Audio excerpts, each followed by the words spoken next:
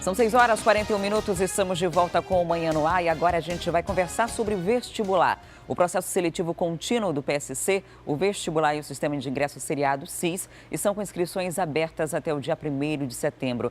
Mas, justamente com o período de inscrições, vem a preocupação com os estudos e a preparação para os dias de prova. Isso porque faltam pouco mais de 100 dias para o PSC e 68 dias para o processo seletivo da OEA. É importante, então, manter uma rotina de estudos. Para falar mais sobre esse assunto e dar dicas de como os estudantes podem se planejar, vou chamar aqui um pouquinho mais para próximo de mim a Ludmila, que está aqui no estúdio mais uma vez. A Ludmila, que é especialista em vestibular e diretora das escolas IDAAN. Seja bem-vinda ao Manhã no Ar. Bom dia, Adriane. Existem alguns processos para ingresso na universidade pública. Um é o Enem, as inscrições já encerraram. E agora a gente tem os vestibulares 2017. Um é o da OEA, tem o da UFAM, que é aquele gradativo, o PSC, e também tem o SIS. Vamos começar falando sobre o vestibular da OEA. Isso, que é o chamado macro, né? Esse é o vestibular que todos podem fazer, os que já concluíram o ensino médio ou aqueles que querem, que estão fazendo o terceiro ano do ensino médio, podem realizar a prova do macro.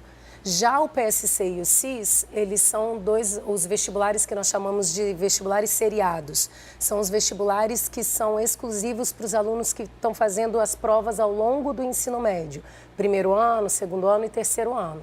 Então, você faz por etapas? Por etapas. E todos eles abriram as inscrições de sexta-feira para cá. As inscrições foram abertas em preços diferentes. Por exemplo, o SIS é R$ 70,00, o vestibular, o macro, é R$ 100,00 e o PSC é R$ 45,00 cada etapa. Quem tiver interesse em fazer pode conseguir isenção, né? Porque às vezes nem todo mundo vai ter R$ 100,00 para pagar para fazer o vestibular da OEA. Isso. Inclusive, a OEA, as inscrições iniciaram ontem e eles têm até sexta-feira. O que é interessante no processo da isenção de taxa é que são pessoas que têm renda até R$ 2.800, tem lá os critérios no edital, mas se você pode tentar a isenção da taxa com a inscrição até sexta-feira agora, dia 18. E caso você não tenha essa isenção de taxa deferida, você depois imprime o seu boleto e paga.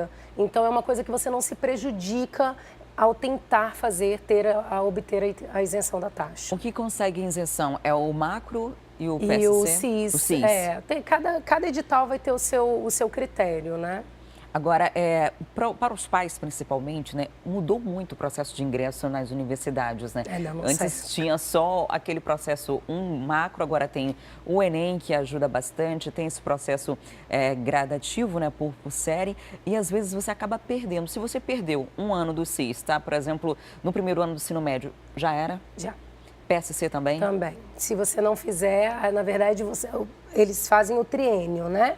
Então, principalmente os alunos de segunda e terceira etapa que não cumprirem essas condições, perdem. Inclusive, o aluno que, porventura, repetiu uma série, ele sai desse triênio, salvo que está no primeiro ano, que reinicia o triênio. Mas, sabe, Adriane, uma dificuldade que nós, brasileiros, temos, e eu acho que os pais podem incentivar os filhos, é a questão da leitura dos editais. É fundamental que o aluno tenha, eu sei que o arquivo é grande, são várias páginas, mas quando você lê, que você entende as regras do processo seletivo, isso faz com que você tenha maior segurança em entender quais as regras daquela prova. Então, assim, datas, horários, prazos para cada etapa de inscrição. Nós temos cursos, por exemplo, que eles exigem provas específicas, de habilidades específicas, como teatro, dança, que são períodos diferentes. Essas provas ocorrem antes. Para esses cursos, o aluno opta por 2. Então, são uma série de detalhes que, se não tiver a preocupação de pegar o edital, de ler, e eu acho que é uma atividade que é muito interessante de se fazer com o filho, porque nós não temos esse hábito de ler contrato, de ler tudo, e o edital pode ser um pontapé inicial para mudar isso, né? O Enem, você faz uma prova geral e depois você se inscreve no ProUni, nos processos nos vestibulares das universidades, na verdade, nas universidades públicas, né, federais do país inteiro, que hoje a maioria já recebe essa nota. E ali, só depois que você se inscreve, é que você escolhe qual curso que você quer fazer. No caso do vestibular macro, na inscrição você já tem que direcionar isso? Como é essa diferença? Na verdade, no macro, e no CIS e no PSC para os alunos que estão no terceiro ano do médio. E aí você já tem que fazer opção de curso. Esse ano a UEA soltou um edital diferente, porque os cursos de engenharia, a maior parte deles, antigamente você só fazia engenharia inicialmente, e lá dentro da universidade que você escolhia áreas, e agora não, esse edital já saiu desmembrado, então a escolha já da engenharia específica que você vai fazer, bem como os demais cursos, já ocorre agora na hora da inscrição. A gente preparou aqui algumas dicas para você que vai realizar os vestibulares, né? Por exemplo, tem um que faltam 100 dias, outro faltam 68 dias. E aqui uma das dicas, realizar cronograma semanal de estudo. Adriana, eu sempre converso com os alunos que é fundamental a questão da organização.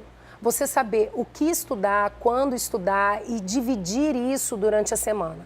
É importante destacar que, assim, não dá para dizer que vai estudar tudo, né? Essa reta final, ela é muito mais estratégica do que, é muito mais qualidade do que quantidade, não dá tempo. Então, selecionar o que fazer, se organizar diariamente, existe a diferença do aluno que ainda está na escola e o aluno que está fazendo um cursinho ou que, né, que vai fazer o macro aí já com, às vezes até trabalhando, né, dentro de uma rotina. Então, você saber diferenciar seus horários de estudo, entender que o domingo ou um determinado dia ele pode ser para descanso, mas ele não pode ser desperdiçado para o estudo. Então, por exemplo, ler uma matéria sobre atualidades, praticar uma redação, isso precisa se tornar cotidiano e bem mais intenso agora nessa reta final. Outra dica, não deixar de fazer redações. Eu costumo dizer que redação é treino. Sem sombra de dúvidas. Na verdade, é a leitura em função dos temas, porque você precisa ter argumento e treino. Então, a estrutura. E você nota que quanto mais você treina, maior segurança você vai adquirindo, às vezes até em temas relacionados. Então, é muito comum você ter um aluno que não fez uma redação sobre aquele tema, mas um próximo. E aí ele se sentiu seguro no vestibular. A redação, ela é muito decisiva em todos os processos seletivos. Em relação aos temas, é muito importante acompanhar, por exemplo, os noticiários, né? Porque normalmente é algo que é muito atual.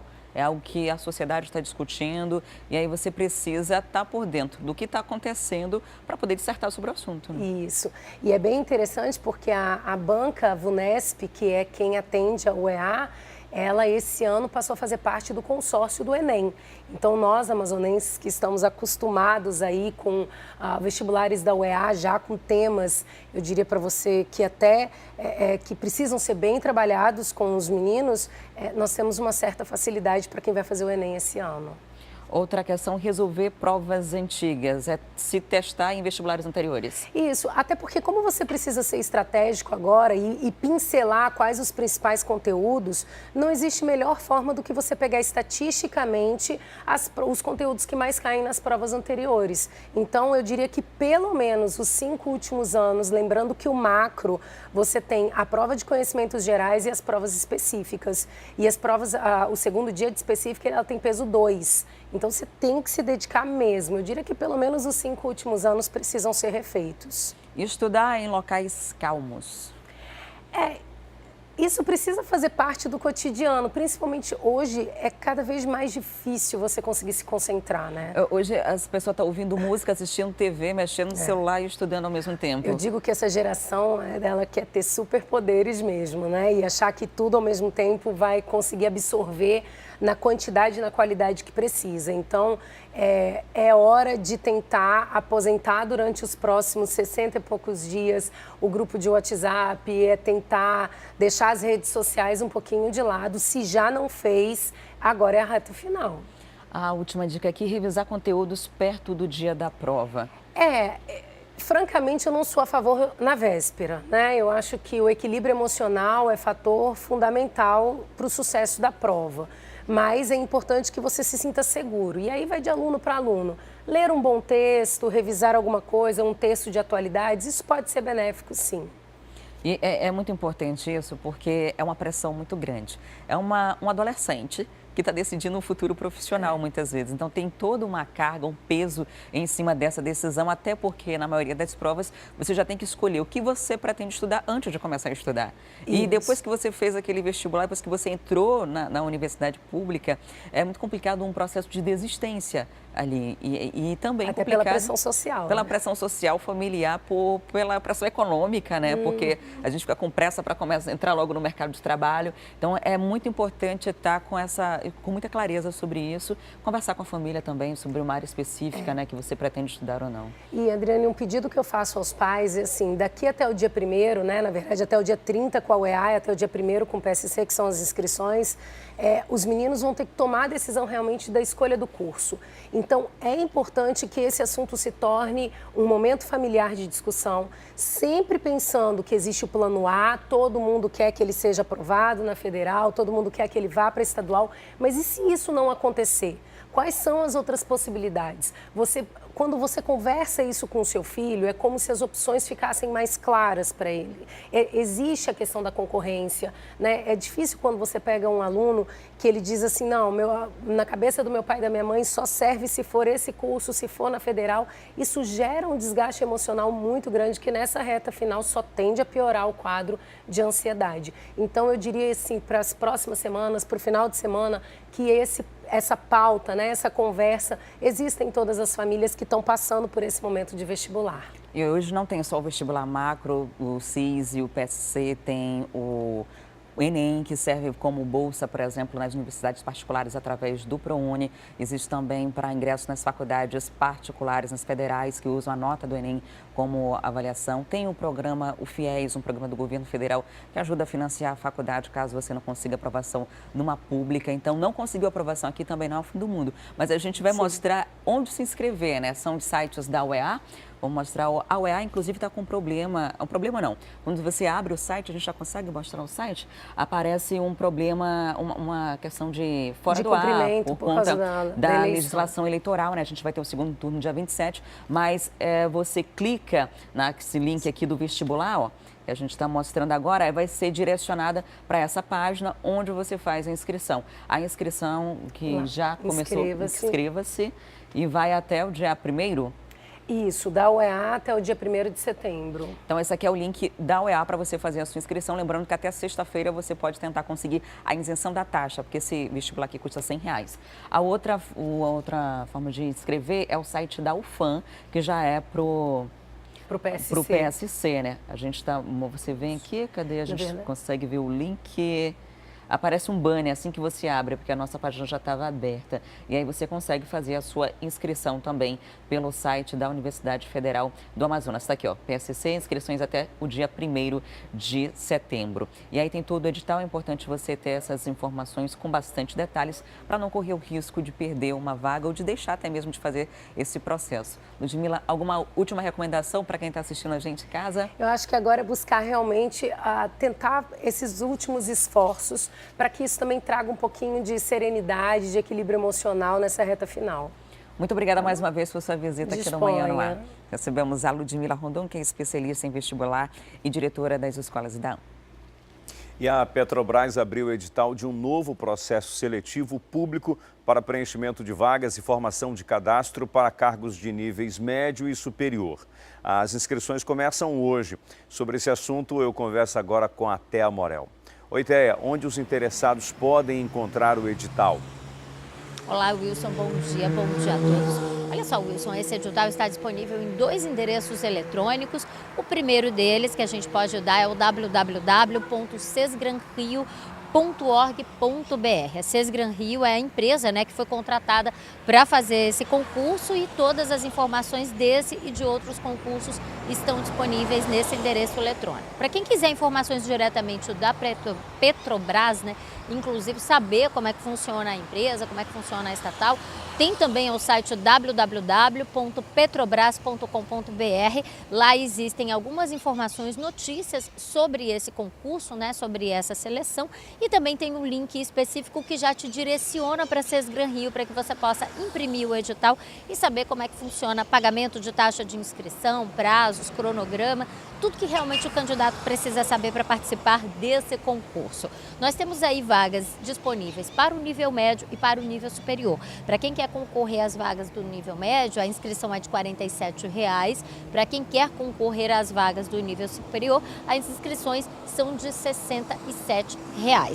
Esse cargo dentro da Petrobras, isso é um cargo que realmente acaba atraindo muita gente, principalmente por conta dos salários. Os salários dessas seleções, eles vão variar entre R$ 3.600 em média até R$ 9.700. E fora isso, os funcionários da Petrobras têm também vários benefícios. Plano de saúde, auxílio odontológico, auxílio educação, principalmente para os dependentes, tem também plano psicológico, enfim, são muitas vantagens que realmente esses funcionários têm. Nós temos aí 159 vagas disponíveis para contratação imediata, tem vagas aqui para o Amazonas e fora o Amazonas tem também para algumas unidades da Petrobras, como Rio de Janeiro, São Paulo, Sergipe, Alagoas, Espírito Santo e Rio Grande do Norte. E um detalhe muito importante desse concurso é que ele tem essas 159 vagas disponíveis, né? Mas ele também tem um cadastro reserva que é bem interessante. Só para você ter uma ideia de como é que funciona, existem, por exemplo, 4 vagas disponíveis para a contratação imediata de médico de segurança do trabalho, que pode ir para qualquer uma das unidades da Petrobras que fica aqui no nosso país, né? Fora isso, vai ficar feito lá um cadastro reserva, onde 20 médicos também vão estar selecionados e a qualquer momento eles podem ser chamados. Abriu a vaga, eles são chamados automaticamente. No caso dos cargos de nível médio, por exemplo, nós temos aí 155 cargos, né, 155 vagas para contratação imediata e esse cadastro reserva vai chegar a 775 vagas, ou seja, quase 800 pessoas podem ser contratadas a qualquer momento durante a validade do concurso. Muita gente que for contratada agora vai trabalhar principalmente na área do projeto do pré-sal da Bacia de Santos, que é um projeto novo de exploração que está acontecendo aqui no nosso país, e alguns outros funcionários da própria Petrobras, né, dentro ali do seu cargo, dentro ali da sua política de remanejamento dentro do país, né? As pessoas às vezes querem mudar de cidade, dentro dessa política de remanejamento eles vão remanejar algumas pessoas para onde existem vagas e aí as vagas vão ficar disponíveis, o que significa que muita gente pode ser chamada, viu, Wilson? Então nós temos aí inscrições no site da Sesgran-Rio e no próprio site da Petrobras, que tem o link já passando direto para onde você pode imprimir o edital e pegar todas as informações das vagas disponíveis. Ok, muito obrigado, Téia. Até daqui a pouco. E a Federação do Comércio divulgou um novo relatório que mede a intenção de compra e confiança do consumidor. A pesquisa realizada em julho deste ano ouviu 400 pessoas e aponta que 60% dos entrevistados utilizaram dinheiro ou cartão de débito na hora de fazer as compras. A pesquisa foi realizada em julho e ouviu 400 consumidores. 60% dos entrevistados utilizou dinheiro ou cartão de débito como principal forma de pagamento.